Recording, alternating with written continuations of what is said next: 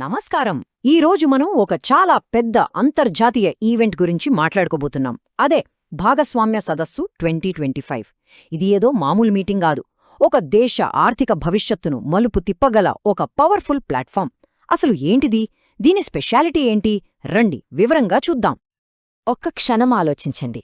ఒక సిటీ కేవలం 2 రోజుల కోసం మొత్తం ప్రపంచ ఆర్థిక వ్యవస్థకే ఒక పెద్ద డాకింగ్ స్టేషన్గా, అంటే ఓడలు వచ్చి ఆగే ఒక రేవులా మారిపోతే ఎలా ఉంటుంది?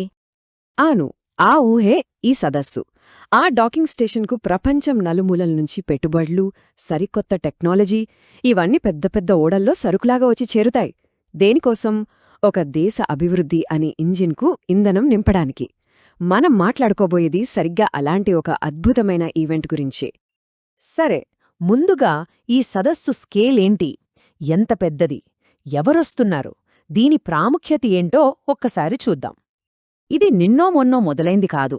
ఇది ఏకంగా 30వ ఎడిషన్. అంటే దాదాపు 3 దశాబ్దాలుగా విజయవంతంగా నడుస్తూ ప్రపంచ ఆర్థిక రంగంలో వస్తున్న మార్పులకు అద్దం పడుతున్న ఒక చారిత్రాత్మక సమావేశమన్నమాట. ఇక్క దీని స్థాయి చూడండి. సుమారు 3000 మంది ప్రతినిధులు. వీళ్ళెవరూ సాధారణ వ్యక్తులు కాదు. ప్రపంచవ్యాప్తంగా తమ తమ రంగాల్లో అత్యున్నత స్థాయిలో ఉన్న వ్యాపారవేత్తలు, నిపుణులు, ప్రభుత్వ అధికారులు అందరూ ఒకే చోట చేరబోతున్నారు. ఇది కేవలం ఇండియాకు మాత్రమే పరిమితం కాదు. ఏకంగా 45 దేశాల నుంచి ప్రతినిధులొస్తున్నారు. దీన్ని బట్టే మనం అర్థం చేసుకోవచ్చు ఇది ఎంత పెద్ద గ్లోబల్ ఈవెంట్ అనేది. ఇప్పుడు ఈ సదస్సు థీమ్ చూడండి. సాంకేతికత, విశ్వాసం మరియు వాణిజ్యం. ఈ 3 పదాల్లోనే అంతా ఉంది. టెక్నాలజీ భవిష్యత్తును నిర్దేశిస్తుంది. విశ్వాసముంటేనే భాగస్వామ్యాలు నిలబడతాయి. ఇక వాణిజ్యం దేశాన్ని అభివృద్ధి పథంలో నడిపిస్తుంది. సరిగ్గా ఈ మూడింటిమీదే కొత్త ప్రపంచ ఆర్థిక వ్యవస్థ ఆధారపడి ఉంది. ఇంత పెద్ద కార్యక్రమం వెనుక ఒక పవర్ఫుల్ కాంబినేషన్ ఉంది. భారత పరిశ్రమలకు ప్రతినిధిగా సిఐఐ, కేంద్ర ప్రభుత్వ పారిశ్రామిక విధానాలను చూసే డిపిఐఐటి, వీళ్ళిద్దరికీ ఆతిథ్యమిస్తున్న ఆంధ్రప్రదేశ్ ప్రభుత్వం. ఈ మూడింటి కలయికే ఈ సదస్సు విజయానికి పునాది. సరే, ఇంత హడావిడి అంతా ఎందుకు? ఈ సదస్సు వెనుక ఉన్న అసలు లక్ష్యాలేంటి? ఇప్పుడు ఆ అసలు విషయంలోకి వెళ్దాం. ఇది కేవలం మాటలు, చర్చల కోసం కాదు. అసలు టార్గెట్ చాలా చాలా పెద్దది. ఈ సదస్సు ద్వారా ఆంధ్రప్రదేశ్ ప్రభుత్వం ఏకంగా 9.8 లక్షల కోట్ల రూపాయల పెట్టుబడులను ఆకర్షించాలని లక్ష్యంగా పెట్టుకుంది. ఒక్కసారి ఆలోచించండి, ఈ మొత్తం రాష్ట్ర ఆర్థిక ముఖచిత్రాన్నే మార్చేయగలదు. మరి ఆ పెట్టుబడులు వస్తే ఏం జరుగుతుంది? దానివల్ల కలిగే అతిపెద్ద ప్రయోజనం ఇదే. ఆ పెట్టుబడుల ద్వారా దాదాపు 7.5 లక్షల కొత్త ఉద్యోగాలు వస్తాయనంచనా.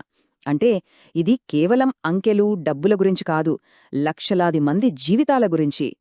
ఈ సదస్సు లక్ష్యాలను మనం దేశం యొక్క పెద్ద లక్ష్యంతో కలిపి చూడాలి. మన దేశం 2028 నాటికి $5 ట్రిలియన్ ఆర్థిక వ్యవస్థగా మారాలని ఒక పెద్ద కల కంటోంది. ఆ కలను నిజం చేసే ప్రయాణంలో ఇలాంటి సదస్సులే అతి ముఖ్యమైన మైలురాళ్ళు. ఈ యొక్క వాక్యం చాలు ఈ సదస్సు వెనుక ఉన్న అసలు వ్యూహమేంటో అర్థం చేసుకోడానికి. భారతదేశాన్ని కేవలం ఒక అంగడిగా కాదు, ప్రపంచమంతా నమ్మే ఒక తయారీ కేంద్రంగా, ఒక గ్లోబల్ మ్యాన్యుఫ్యాక్చరింగ్ హబ్గా మార్చడమే అసలైన ఉద్దేశం. ఇంత భారీ లక్ష్యాలు పెట్టుకున్నారు సరే, మరి వాటిని ఎలా సాధిస్తారు? ఈ 2 రోజుల్లో తెర వెనుక ఏం జరుగుతోంది? ఇప్పుడు ఆ ప్రాసెస్ ఏంటో చూద్దాం. ఒక డీల్ అనేది ఎలా పుడుతుందో చూద్దాం. ప్రయాణం చర్చలతో మొదలవుతుంది. మొదట వివిధ అంశాలపై నిపుణులతో సెషన్స్ జరుగుతాయి. ఆ తర్వాత వేర్వేరు దేశాలు తమ ప్రత్యేకతలను, అవకాశాలను ప్రదర్శిస్తాయి. ఇక చివరిగా అసలు యాక్షన్ మొదలవుతుంది.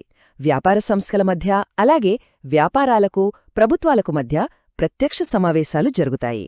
ఇక్కడే ఆలోచనలు ఒప్పందాలుగా మారతాయి. కేవలం 2 రోజులే, కాని ఏకంగా 48 సెషన్లు. వాణిజ్యం, టెక్నాలజీ, పర్యావరణం, ఇలా ఒకటేమిటి ఎన్నో అంశాలపై లోతైన చర్చలు జరుగుతాయి. దీన్ని బట్టే అర్థం చేసుకోవచ్చు ఆ 2 రోజులు ఎంత బిజీగా ఉంటాయో.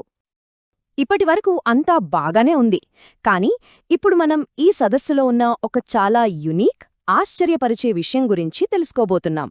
బహుశా ఇదే ఈ సదస్సును మిగతా అన్నింటికంటే భిన్నంగా నిలబెడుతుంది. ఇదే ఆ స్పెషాలిటీ. ఇది దేశంలోనే మొట్టమొదటి జీరో వేస్ట్ మోడల్ సదస్సు. జీరో వేస్ట్ అంటే ఏంటి? సింపుల్గా చెప్పాలంటే ఈ ఈవెంట్లో చెత్త అనే మాటే ఉండదు. అక్కడ ఉత్పత్తి అయ్యే ప్రతి వ్యర్థాన్ని, అది ఘనమైనా ద్రవమైనా, మళ్లీ వనరుగా మారుస్తారు. ఏదీ వృధాగా పోదు. పర్యావరణ పరిరక్షణలో ఇదొక విప్లవాత్మక అడుగు.